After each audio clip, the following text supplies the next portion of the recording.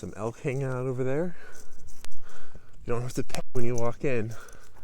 All right, so this is the first truly spectacular view of the canyon that you get. And it is absolutely stunning. You are not afraid of me at all. You can see these crazy switchbacks going down here. When I did the rim to rim run, this was all in the dark. So you don't really see all the cliffs and stuff.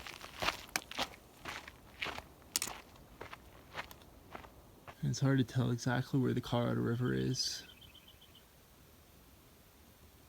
Just so incredibly vast. Yeah, look at all that trash. Alright, so update here, day 29 AZT. So I got up this morning, I don't know, right, maybe around 5:20, was hiking by 5:45. Been hiking down into the canyon. We're at about 5,200 feet, so a little less than 3,000 feet, still more to descend. And then I think 16 miles up to the North Rim. So I'm really hoping to be there before dark. And hopefully some of the services there are open, because I need to top off and charge my power brick before doing the final section of the trail onto Utah. And I'd love to do laundry and take a shower, maybe just hike in the afternoon tomorrow and just kind of hang out on the North Rim in the morning and just kind of take some time to enjoy the canyon. That's what I'm going to try to do today. Maybe if there's like a waterfall at the bottom, that's like a little side trip, I might do that. So this is so beautiful. This is such an amazing place. Like, just look at this place. Even though it's a little bit overcast, which is, I mean, I guess the views would be better in sunshine, but it makes hiking a little more pleasant because it's only going to get warmer and warmer as I drop into the canyon. Just hopefully, look at all those switchbacks. And then we're going this way, and then looking down there. Down there is the first kind of clear view of the Colorado River. Getting closer, some more amazing views. You can see down to the Colorado River. I can actually hear the Colorado River. You can see where the trail goes, and then this is a pretty sheer cliff here, under 4,000 feet. So we are getting there, getting to the bottom, but still some big cliffs. So just, I mean, trail's plenty wide, just don't get too close to the edge, don't do anything stupid. This is the bridge over the mighty Colorado River. All right, 13.4 miles to the North Rim. We are deep inside the canyon now,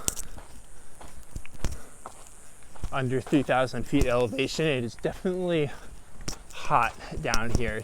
All right, so about 5.5 miles north of the Colorado River here, and the steep canyon walls have kind of given way to these more sloping canyon walls. We still got another few miles before, you know, like I was saying before, we start that, I guess, proper climb up to the North Rim.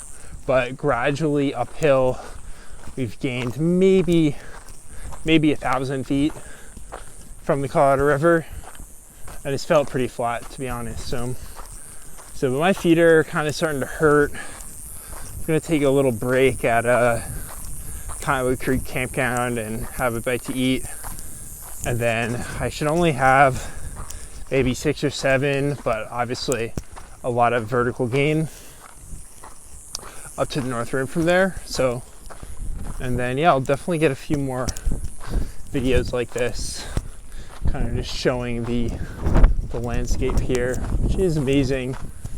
See if it rains. That looks like rain right there. And then maybe friendlier looking skies back to the South Rim. So I could use some rain. It is hot at the bottom of the canyon, even though it's kind of overcast. It is still warm. It's got to be at least 90 degrees.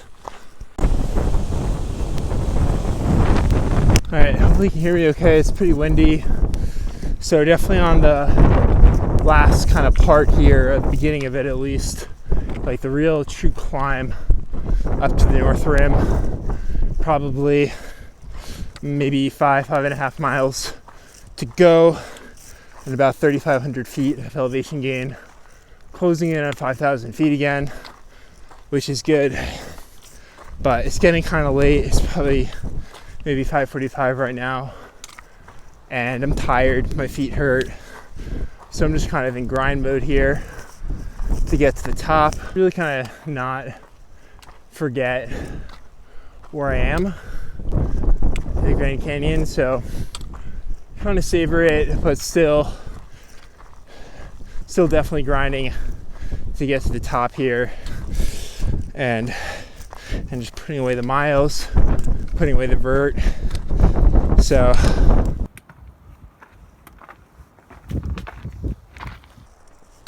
really cool waterfall over there. It's good perspective here of the trail of the North Rim. Big cliff, still a ways to go. You can see it just kind of skirting these cliff bands here. All right, coming up on this cool bridge here, right about 6,000 feet.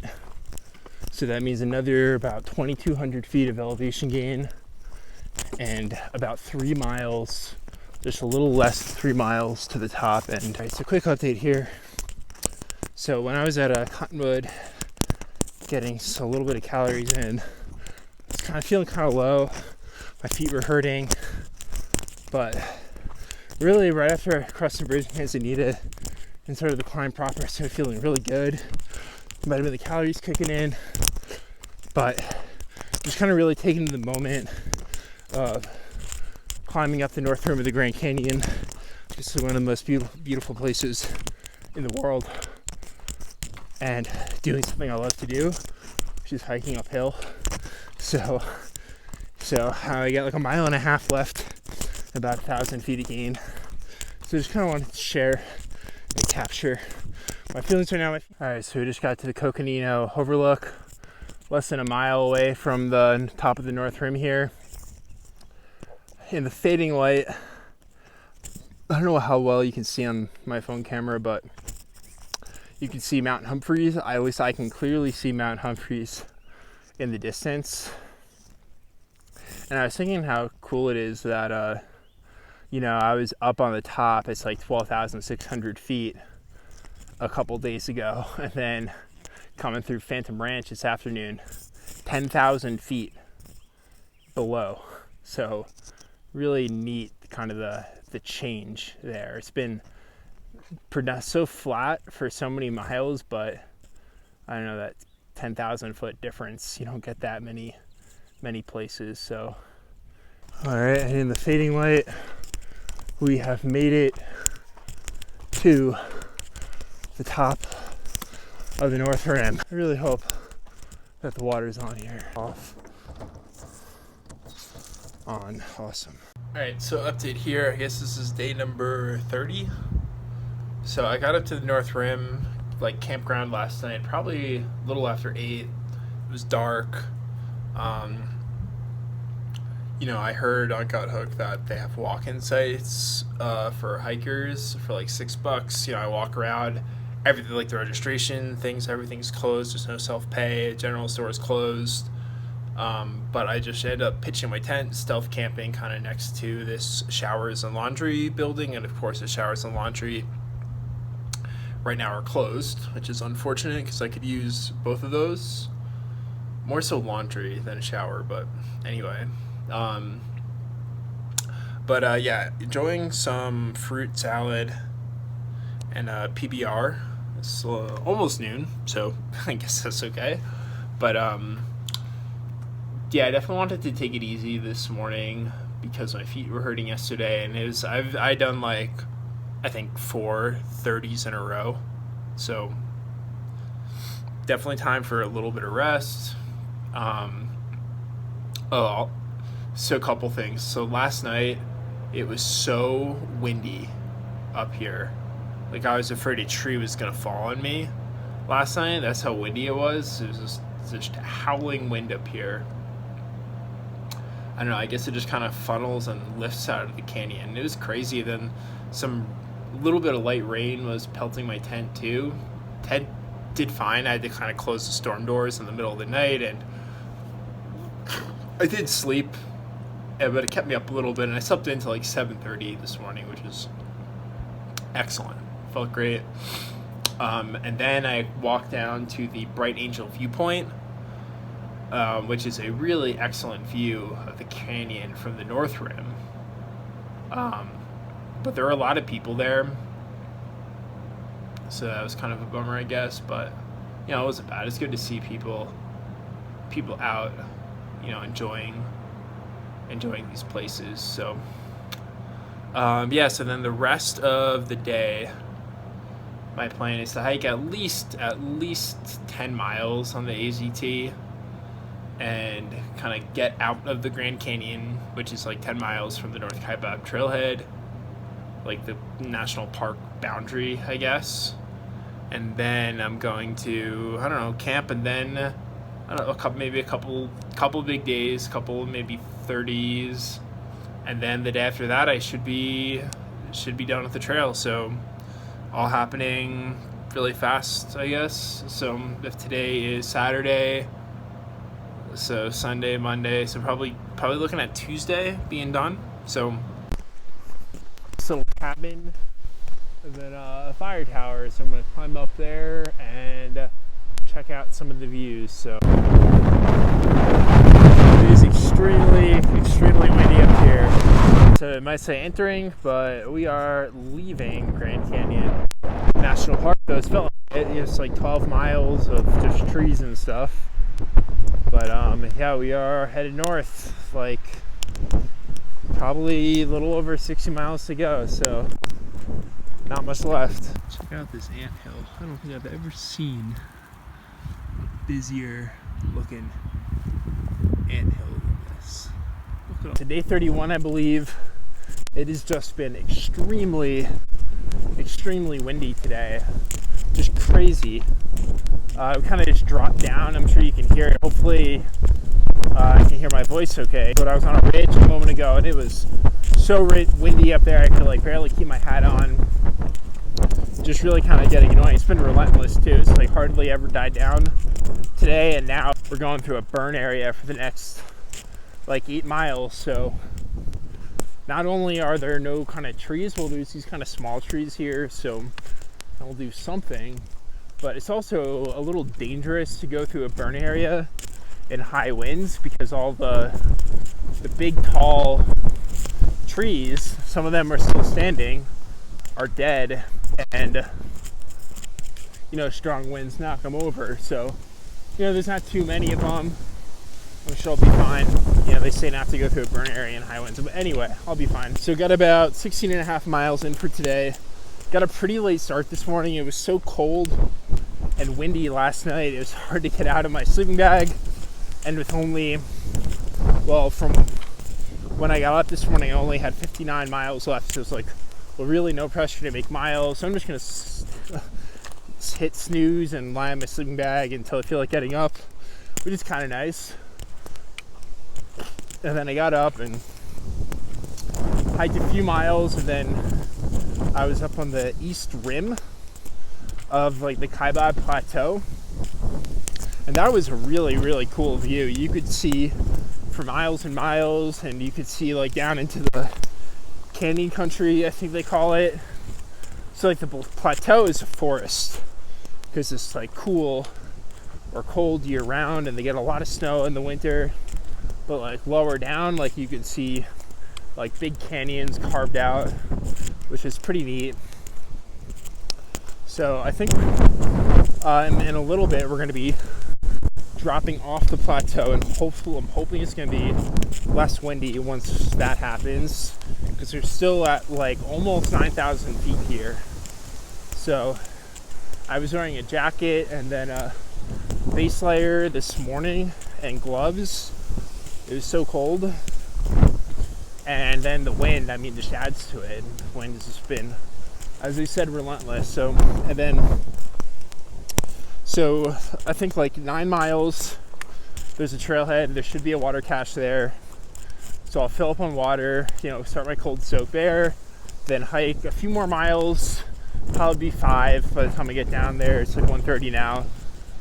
So I'll hike a few more miles and look for somewhere, camp hopefully somewhere kind of protected by the wind and not in a burn area. Definitely don't want to camp in a burned area, especially if there's high winds. And I was able to work out a shuttle back to my car, which definitely helps alleviate some stress about getting to the border. So my original plan was just to hitchhike back to my car, and I was thinking, if I can get to Flagstaff, I can get a bus to Phoenix, I can get an Uber, and blah blah blah. Or even I can get to Las Vegas, which I don't think is too far. But I don't have to worry about any of that because the trail angel who I hung out for a bit and she drove me around Flagstaff said she actually attempted the Hayduke Trail, which is a pretty gnarly trail. Anyway, she had to get off of that in April because like coronavirus and all that stuff, and she has a cache that she never picked up at Jacob Lake, which is like the last town for Novos on the AZT. So she said, oh, well, let me know when you're going to get up there. And I just changed some text with her just now. And yeah, she's going to come up and Tuesday morning get me at the terminus and bring it to my car at the marina. So I'll be sure to send her some money for gas and her time and probably buy her lunch too. Because it is Arizona is a huge state, so it's a big drive to come up from Flag and then go all the way back down to Roosevelt Lake Marina and then for her back up. Alright, so since this might be the last one that I see on the AZT, just wanted to show all that is public water. So anyone can come and take that water, and that is private water. So I guess if you arrange a cache beforehand, but there's really no need to do that. If you look and see how much public water there is, really nice. I haven't had to filter water in almost 100 miles because of these caches, so that's good. But I'll probably have to filter some later this afternoon. So I just topped off 3 liters, and yeah, we'll see. So these things are pretty sweet. Sometimes there's food in here. I don't know, it looks like someone's resupply. I wasn't even sure what it is, so I'm not going to take it. But not too many views today, but here's one. Looks like some rain over there. So quick update here. It's about noon, almost 15 and a half miles in, which means we have less than 15 to go. And I don't know if you can see on the camera, but if you can believe it, on June 8th, it is snowing. So it's definitely hail thing, like kind of soft hail pellets. Really crazy. Yeah, really coming down now at the ground. Look at all the hail pellets.